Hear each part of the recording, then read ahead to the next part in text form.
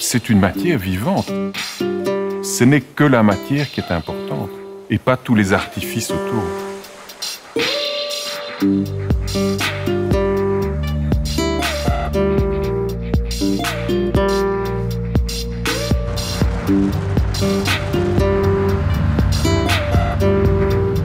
La vie de la plante du lin, c'est 100 jours, je dirais, de réflexion et d'observation.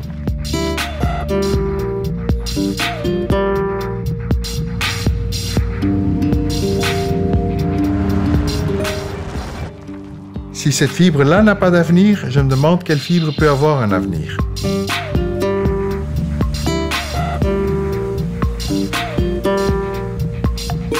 Ça demande de l'amour, le lin. Ça demande de comprendre, genre, ne m'apprivoise pas qui veut. Hein. Le lin, c'est pas niais, quoi. Il y a un tas de matières qui sont niaises. Ah, c'est tout doux.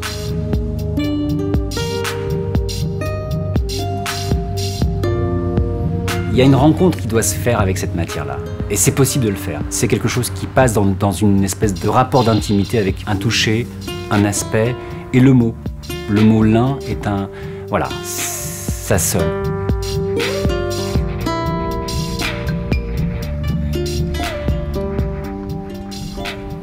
Le lin pousse, je dirais, toute la région entre Caen et Amsterdam, toute la bordure littorale, proche de la mer, et le lin aime les faibles amplitudes thermiques et l'humidité, ce qui est très bon pour le bruissage du lin. Du lin, on peut en faire ailleurs dans le monde, mais on n'aura pas les qualités du lin européen. Voilà. Là, il a le potentiel de finesse. Maintenant, il faut que je gagne l'homogénéité en rouissage, et après, je vais le récolter.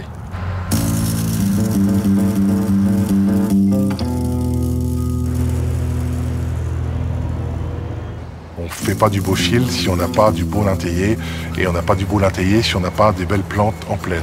L'aspect collectif du lin, du travail du lin, de la recherche, de la création variétale, en passant par la production de semences, le teillage, le peignage et la commercialisation, c'est vraiment une affaire d'hommes, d'équipes, et qui partagent une même passion.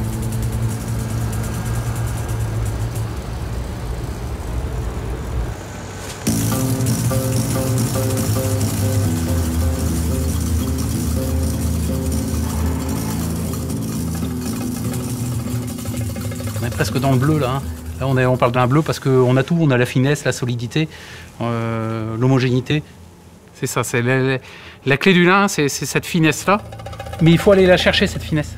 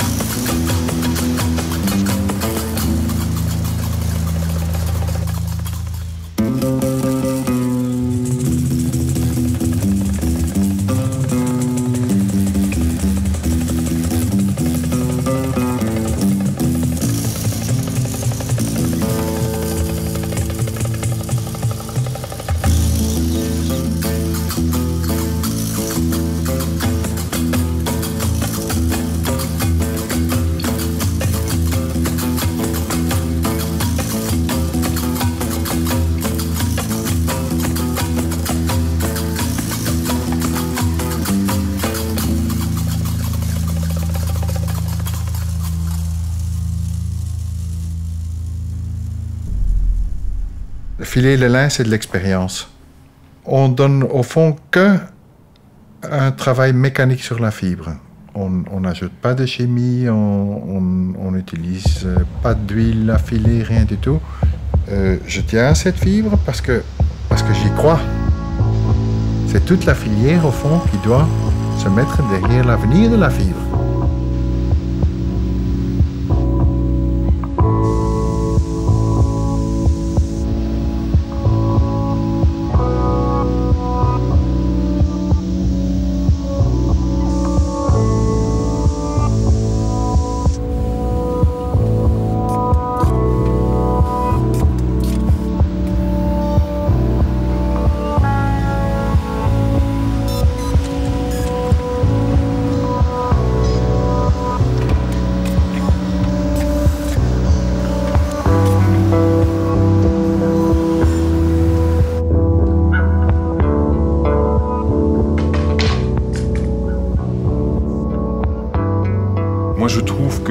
tissu de lin, il est un peu comme le bois, il a une structure, c'est une matière qui vit.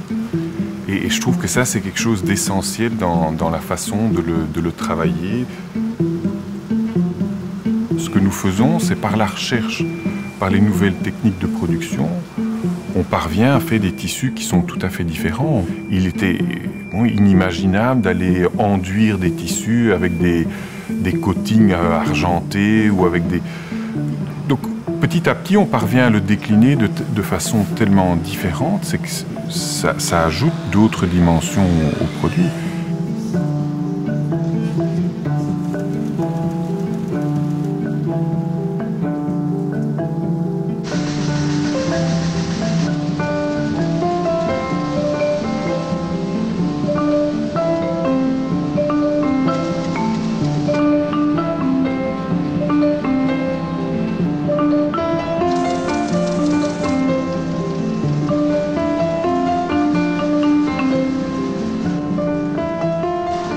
Il lino è una cosa molto bella, deve essere trattato molto bene, ma deve avere anche la fibra, la materia prima bella. E per ottenere questo deve essere lino europeo.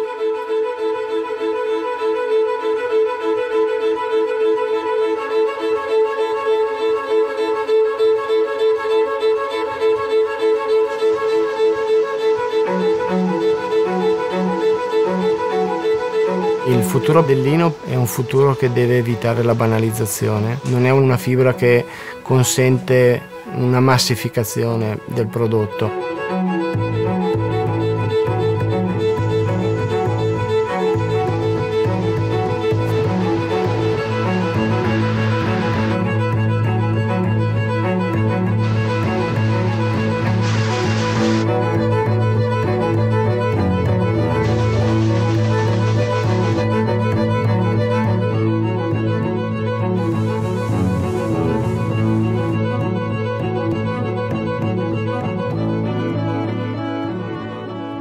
Cette matière qu'est le lin, elle a fait des bonds de géants.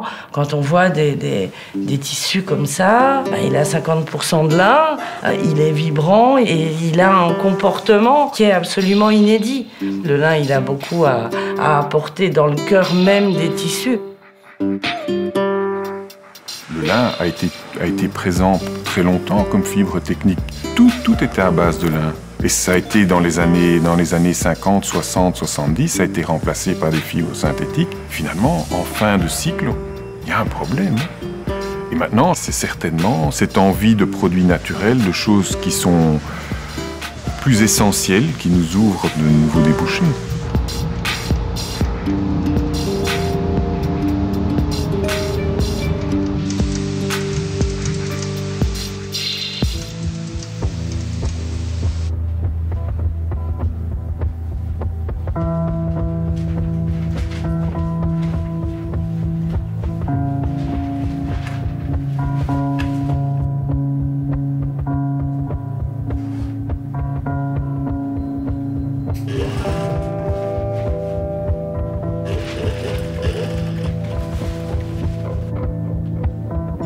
La première fois que j'ai vu du lin et cachemire, j'avais trouvé ça assez formidable, qu'il y avait quelque chose de tellement inattendu dans le toucher, et le fait de savoir qu'il y avait beaucoup de lin dedans et que c'était d'une grande douceur, c'était intéressant. Ou alors d'avoir des lins chauds, c'est-à-dire que des lins qui ont été grattés. Tout ça, c'est des choses qui amènent le lin vers quelque chose de différent, dans l'aspect, dans le toucher, dans le tombé. C'est aussi pour ça que ça en fait une matière d'excellence.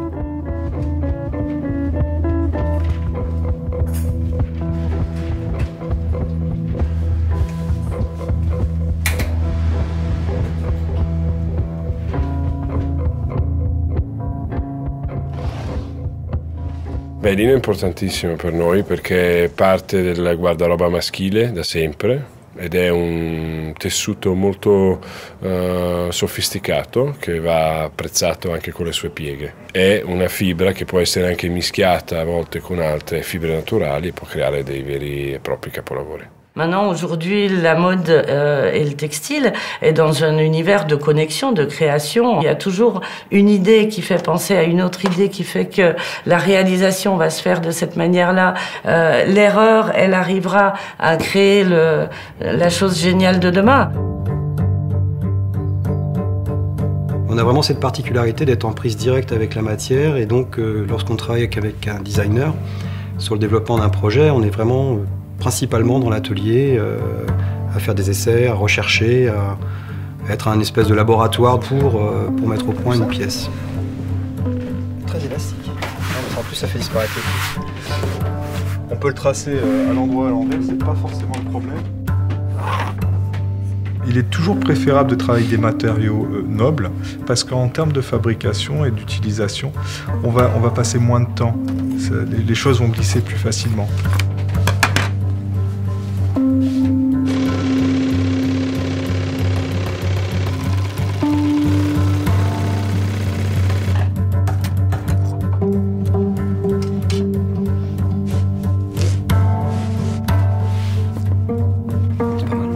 La demande des créateurs aujourd'hui, enfin en tous les cas vis-à-vis de nous, c'est quand même des choses assez tendues, des aplats, des choses très épurées, où juste un détail suffit à expliquer une nouvelle pièce, la finesse du travail.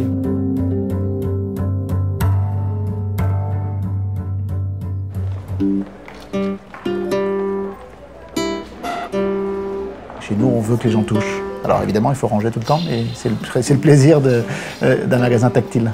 Il y a une demande de répondre à des usages nouveaux. La façon dont on reçoit aujourd'hui n'est plus la même qu'il y a 20 ans. Donc aujourd'hui, on peut décider de faire un dîner à la dernière minute, on jette une pièce de lin sur une table et d'un seul coup, on a une table qui ressemble à quelque chose. Aujourd'hui, les matières sont au service des usages et pas l'inverse. Déjà, le lin, c'est une matière vivante. Moi, je pense que c'est vraiment une matière qui vit avec le temps. Donc, les nouvelles recherches permettent que ça le rend encore plus noble. Il en est un vrai travail de plissage, de dévorer en laser. C'est sublime. Elle est presque gaufrée. On ne pourrait jamais imaginer que c'est du lin. En fait, si on travaille avec cette matière-là, on ne va pas l'utiliser comme tout le monde. On l'utilise d'une façon pas civilisée. Il lino è arrivato a incontrare i gusti, diciamo, dei consumatori delle nuove generazioni. Ecco, dover presentare sempre il lino come la materia del corredo, del perbenismo, del bon ton, di questa cosa virginale e non qualche cosa anche, uso fra virgolette il concetto di trasgressivo. Trasgressivo vuol dire fare qualcosa e dal punto di vista tecnologico per renderlo diverso dal solito, da quello che è la reputazione di secoli di un prodotto.